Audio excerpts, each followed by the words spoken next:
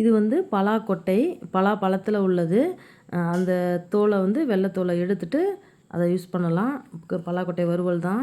2 நாள் நல்லா காய வச்சுட்டு, பலாப்பழத்துலேருந்து எடுத்து 2 நாள் காய வச்சு நம்ம திருப்பி சமையலுக்கு யூஸ் பண்ணலாம் இதை. இது ரொம்ப ரொம்ப நல்லது. கண்ணுக்கு நல்லதுன்றாங்க, கண் புரைக்கு நல்லதுன்றாங்க.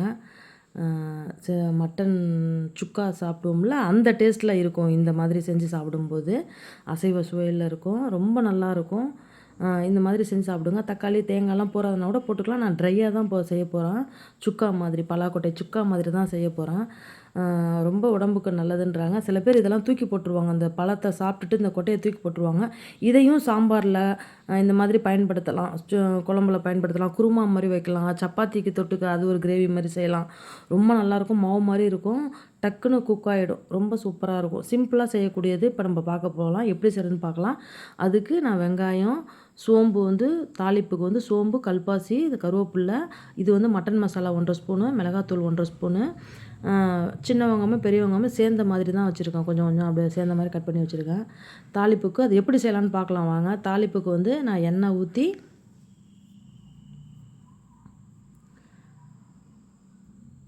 அந்த சோம்பு தூளும் அந்த கல்பாசியும் தாளிப்புக்கு மணத்துக்காண்டி போடுறேன். அதை நான் ரொம்ப சிம்பிளாக செய்யக்கூடியது தான் அது.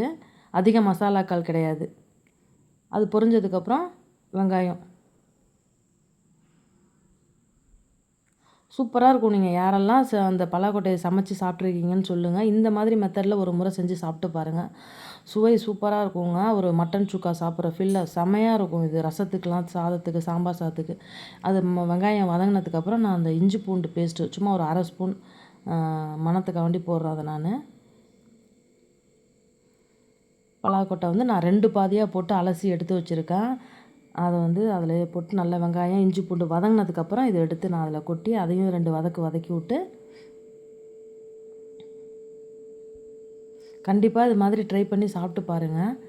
நான் மட்டன் மசாலா 1 1/2 ஸ்பூனு, மிளகாத்தூள் ஒரு 1 1/2 ஸ்பூனு, மட்டன் மசாலாலே கொஞ்சம் மஞ்சத்தூளும் அதிலே சேர்த்துக்கிட்டேன் நான். மஞ்சத்தூளும் போடணும் அதுக்கு.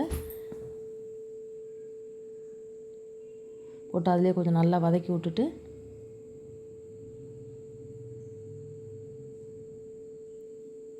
உப்பு தேவைக்கு உப்பு, கல் உப்பு,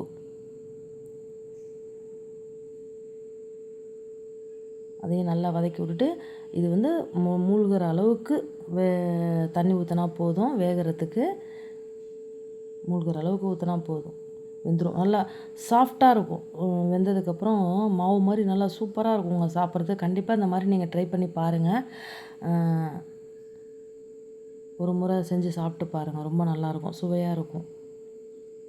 மூடி வச்சு அது தண்ணி கொஞ்சம் நல்லா அந்த தண்ணியை சுண்டணும்ல, வேகணும். ஒரு 10 நிமிஷம் தண்ணி சுண்டதுக்கப்புறம் நான் திறந்து பார்த்தேன். நல்லா கொஞ்சம் வெந்திருந்துச்சு, நல்லாவே வெந்திருந்துச்சு. திருப்பி நான் ஒரு 5 நிமிஷம் வச்சேன். கொஞ்சம் ட்ரை ஆகிறதுக்காண்டி திருப்பி ஒரு 5 நிமிஷம் வச்சேன். ரசத்துக்கு, தயிர் சாதம், சாம்பார் சாதம், இதை வந்து பலாக்கொட்டையை சாம்பாரில் போடுவாங்க, கறி குழம்புல போடுவாங்க, இது மாதிரி சுக்கா மாதிரி செய்வாங்க, வறுவல் மாதிரி, கிரேவி மாதிரி செய்யலாம், சப்பாத்திக்கு தொட்டுக்கலாம். ரொம்ப சூப்பராக இருக்கும் இது. இது வரலையும் சாப்பிடாதவங்க ஒரு முறை இதை நீங்கள் செஞ்சு சாப்பிட்டு பாருங்கள். ரொம்ப அருமையாக இருக்கும். இது அப்படியே நான் செஞ்சு வச்சதுக்கப்புறம் கொஞ்ச நேரம் கழித்து சாப்பிட்றேன். அப்படியே மட்டன் சுக்கா சாப்பிட்ற ஃபீல் அப்படியே இருந்தது. சூப்பராக இருந்துச்சு. அந்த மணம் வந்து அவ்வளோ சூப்பராக இருந்துச்சு. அந்த மட்டன் மசாலா சேர்த்ததுனால அந்த மட்டன் சுக்கா ஸ்டைலில் சூப்பராக இருந்தது. இப்போ வந்து நல்லா வெந்துருச்சு, நல்லாவே வெந்துருச்சு. இது போதும் இந்த அளவு. நீங்கள் நல்லா கிரேவியாக வேணால் தேங்காய் அரைச்சி ஊற்றலாம். இதே மசாலாவோடையே தேங்காய் அரைச்சி ஊற்றலாம். ரொம்ப சூப்பராக இருக்கும். இந்த மாதிரி நீங்கள் ஒரு முறை ட்ரை பண்ணி பாருங்கள். இது அவ்வளோதான். இந்த அளவு ட்ரை ஆகிடுச்சு பாருங்கள். அப்படியே ஒன்று ஒன்றா எடுத்து சாப்பிட்றதுக்கு சூப்பராக இருக்குங்க. இது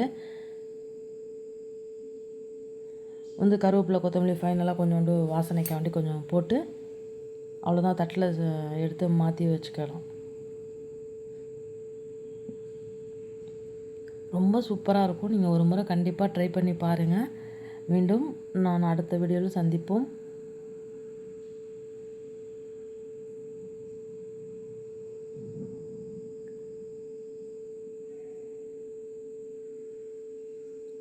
பார்க்கறதுக்கே பாருங்கள் எப்படி இருக்குன்னு. ரொம்ப சூப்பராக இருக்குது.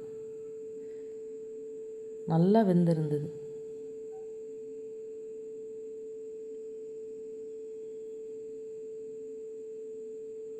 மீண்டும் அடுத்த வீடியோவில் சந்திப்போம். பாய்.